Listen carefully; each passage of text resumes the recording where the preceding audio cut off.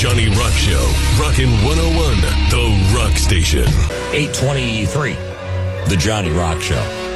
Long lost Minnesota DJ Brian Oake. I like to say, wake up with wood. I think I coined that phrase like 30 years ago, and you wouldn't go with it. But hey, Brian Oake, how you been?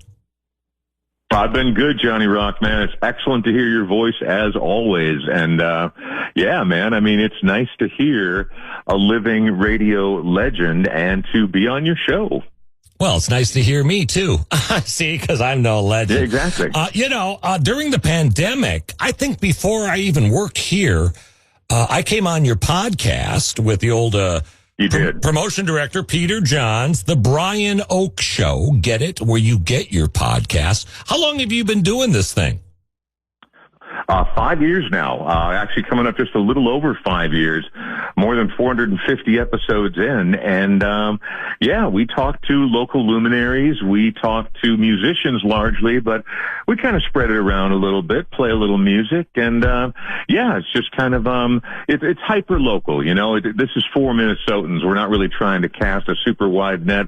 Lord knows we don't have Burt Ward on our podcast, but, yeah, it's pretty fun, man. I enjoy doing it. Yeah. Oh, Robin.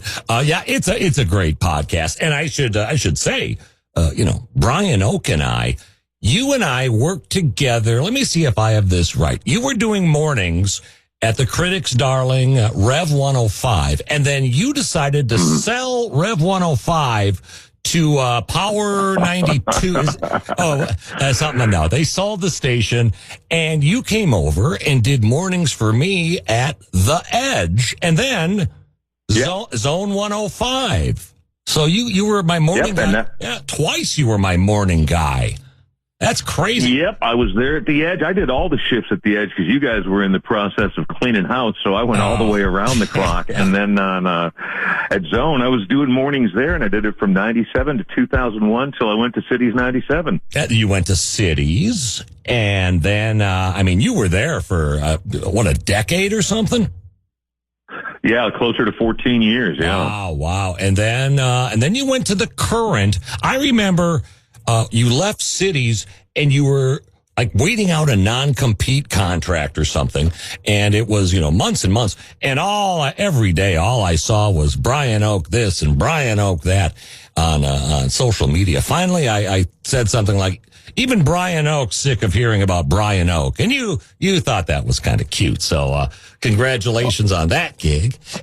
And then that gig went away. And you started this podcast, right?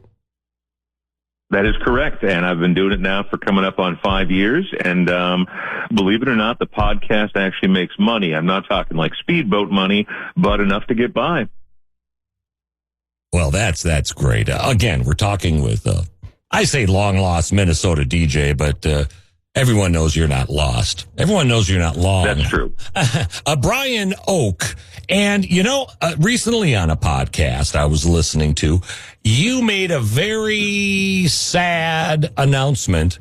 And off air, you said you're happy to share it again. Tell us. Well, I was always really good at drinking. I was never a blackout drunk. I was never a park a car in the front yard drunk. Nothing like that. But I was just a good, solid, strong, consistent drinker.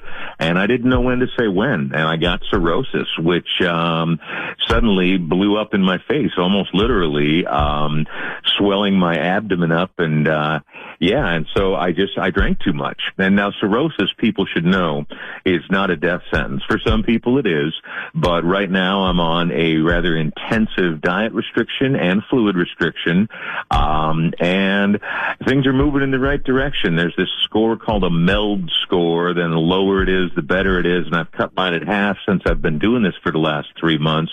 But yeah, just good, steady, all-day drinking put me in a bad spot, and so I'm not at all against people drinking. I think it's delicious and can be very fun. But if you're doing it all the time, there's going to be repercussions, right? I mean, the math sounds super simple, but until you're actually paying the bill, it can be hard to realize just how real it is. What's that, Chucker? I just wanted to say, can't thank you enough, Brian Oak. See, even the Chucker is in your corner. So there you go.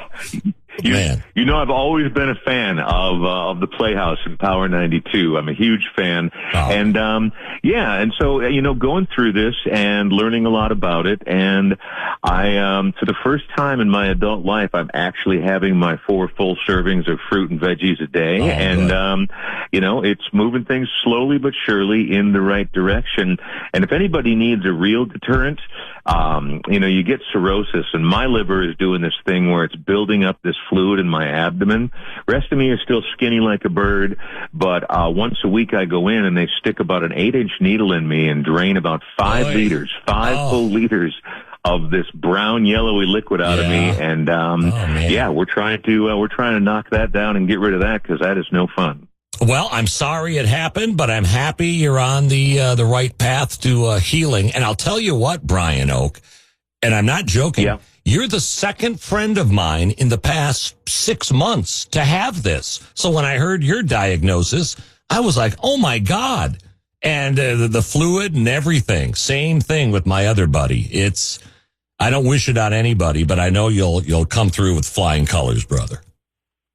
Well, I appreciate that. And here's the thing to remember, man. I got nobody to blame but myself. This was strictly self-inflicted. I knew I was drinking too much, but again, wasn't interfering with my job, wasn't interfering with anything else. And so I'm just like, well, I'm just going to keep going. And I kept going. And I did stop for a while. I went to treatment and was smart enough to stop for about a year, and then stupid enough to get back on. And then that's when this all kind of caught up with me. So no, man, it's not a death sentence. There is a way out, but just be careful out there. It's not about binge drinking. This is about drinking for the long haul.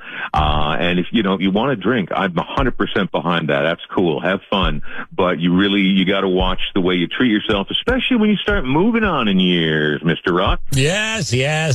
I know. It's.